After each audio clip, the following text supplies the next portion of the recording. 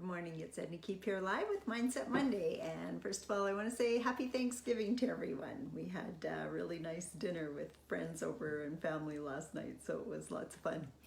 But today I want to talk about your past does not equal your future. This got me thinking just this last week because I've been rereading the book Think and Grow Rich. I've read this book, I betcha, I don't know, 15 or 20 times. I thought that was a lot of times till I was talking to another fellow the other day, and he was telling me he reads it at least once a year and sometimes more. And I think he was telling me that, oh gosh, what's his name?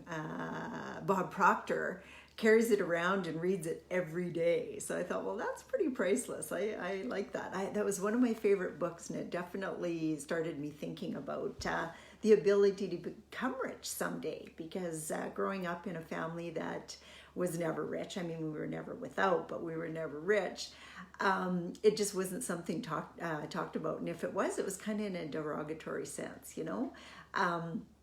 Oh, they're rich, they must screw people, or different stuff like that. So you get these limiting beliefs in your head that say that oh, you can't be a nice person and rich too. And I think even I did go to Sunday school when I was a kid, and one of the things I remember reading is a rich person going to heaven is like putting a camel through a needle or something like that. And now I realize the different ways of interpreting that. But when you're young, and I think had to quit Sunday school when we were 12 years old, so it was before that, you're impressionable, and things like that stick in your mind, not to mention how many TV shows out there are show rich people as being nasty and different stuff like this. The Gilligan's Island is an old one. Probably a lot of you haven't even watched that, but that was one.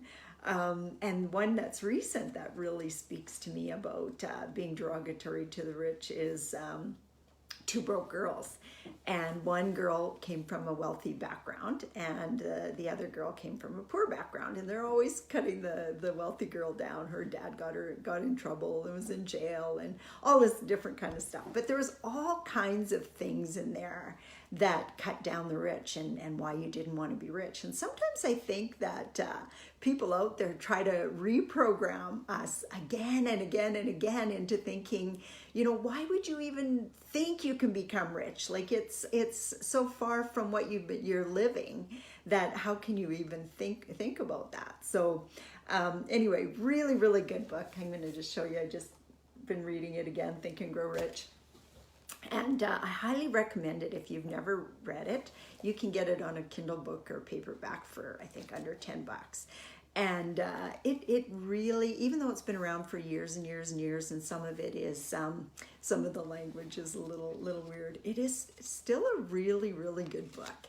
And it makes you think about where you've gotten to in life based on your thought processes. And, a lot of us, we start out in a certain area of our life and we just start working towards something better, which is ingrained into us. We're always doing that. But limiting beliefs stop us. It seems to be a ceiling no matter what. No matter what level you are, and this comes from another coach, new level, new devil. There's always something that you got to work on. Nobody's ever satisfied. And that's good. We always think that oh, you're always striving for something, you're not satisfied. Well, that's not true. You're satisfied with what you have, but that doesn't stop you because it's ingrained into you to want more. If you're already here, you want here, and et cetera, in all areas of your life. So just wanted to remind you of some of the points that Napoleon Hill says in his book that makes a big difference for you. And I did this for years and years. I used to put sticky notes around my house, and I had this stuff written down, and my kids, my daughter, because I was a single mom, my oldest daughter's seen it the most. My younger daughters still see it. I put things on the fridge and different stuff like that. But I had sticky notes all over my apartment building. And the things that I would write on there is, your past is not your future. Focus on how your history can feed the future. Like, what have you got to know about yourself that shows you that, yes, you can overcome adversity. Yes, you can get better. yes, you can try something new and fail at it and still be okay. And yes, you can try something new and succeed at it and be better than ever. Those are some of the things to remind yourself of. One of the things that I just redid it myself the other day, because again, I got new goals and new aspirations. So I always like to remind myself of that. So I wrote it down again, and here's, so number one is, what do you want specifically and by when? And so let's start with, in Think and Grow Rich, it's about money, right? So what is your number one money goal? Is it to earn so much a year, 100,000 a year, or 50,000 a year? Or is it to have a net worth of a certain amount? Or is it to have cash flow of a certain amount, 5,000 a month or something like that? What is your specific goal, and by when do you want to achieve it? So, and it really, really is key to write this down and remind yourself of it every day, because it's not like you forget about it, but it's better if it's in front of your face every single day. You're supposed to read it twice a day. Anyway, and then talk about why you want it. Like, what's the driving force behind your why? And you know, if your goal is to I don't know, maybe you've never earned more than 25,000 a year and your goal is to earn $1 million a year. Why? Like, what's the difference in your life? What is going to change? How are you going to feel? How are things going to be for you that makes it so much different and better than it is now? And that why is a big, big part of it, because if you can't see yourself there, and think about why you want to be there, then it doesn't work as well. So try doing that. And then number three is set up your action plan. What's your action plan? What are you going to do to earn this kind of money? You know, if you know, for myself, I worked in a doctor's office, slightly more than minimum wage. I think that was when I first read the book Think and Grow Rich, and I couldn't even think about anything larger than 100,000 a year. That was the biggest goal I could think of. And I didn't know hardly any rich people. I had one cousin who was wealthy, and all I knew is he was in something to do with finance and banking. And so I'd write my goals. I want to earn 100,000 a year, and it might have something to do with banking or finance. Like, I had no clue back then, no clue. I worked as a receptionist and an accounting clerk. That was about it. And could not even think about how I could make 100,000 a year, but I knew that was a goal for me. I wanted to earn 100,000 a year. So I wrote that down. And you know, it was quite a few years later, but that's how I was actually introduced and became a financial advisor. So that was something in the back of my mind, I think, that said, you can make really good money doing that. And I still remembered reading an article in the Chatelaine magazine and cutting it out and pasting it on my wall about this woman who was a mom, and actually might have been a single mom if I remember correctly. Anyway, she was a financial advisor and she was making 300,000 a year. And I remember thinking, oh wow, that would be so awesome.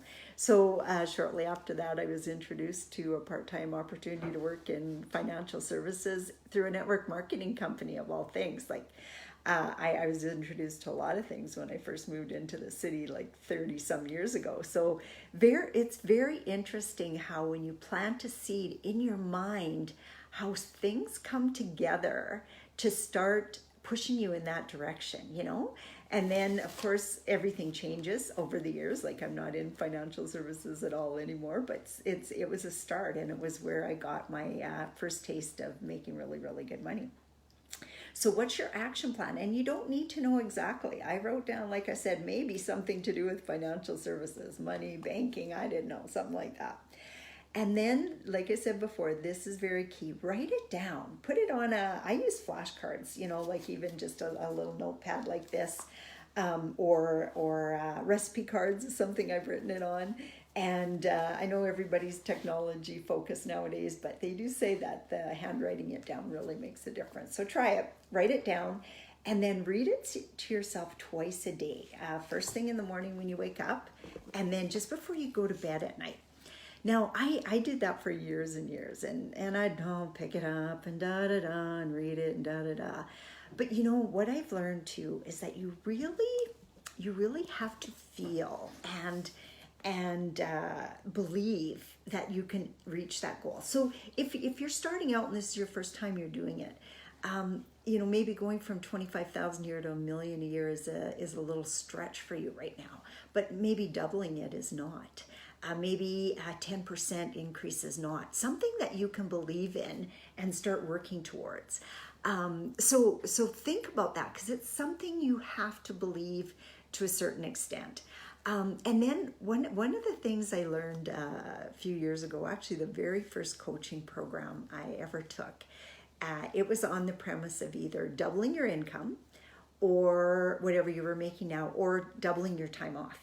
And I remember at the time, I wanted to double my income. With me, it was always more about the money than about taking time off. I could work many, many hours a day. So I signed up for the course and I was taking it.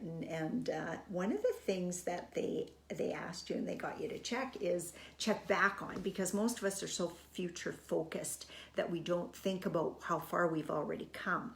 So think back to the future when you made less than half of what you make now. And every one of us, this has to be true, because unless you were born with a job, at one time you earned no money.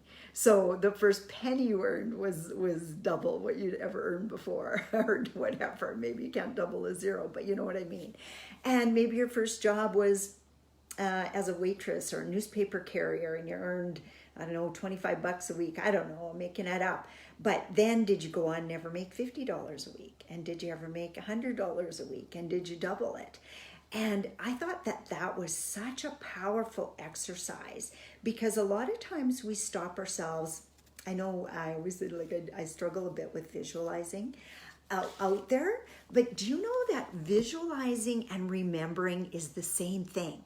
So if you can remember a time when you doubled your income, maybe in a year, maybe in 5 years, it doesn't matter. You can remember that, then think about how you did that, and then set about your goal to double it again. And that might be, I was in high school waitressing, earning, so much an hour, maybe $1,000 a month. And then I went to university and became an RN. And now I come out and I make, $100,000 a year, whatever. That it could be that. It could be that you were waitressing and then you got a job in an office and you started making more money.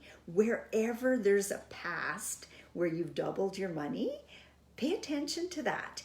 And then, like I said, set about that goal of maybe doubling it again. That could be a good goal to start with.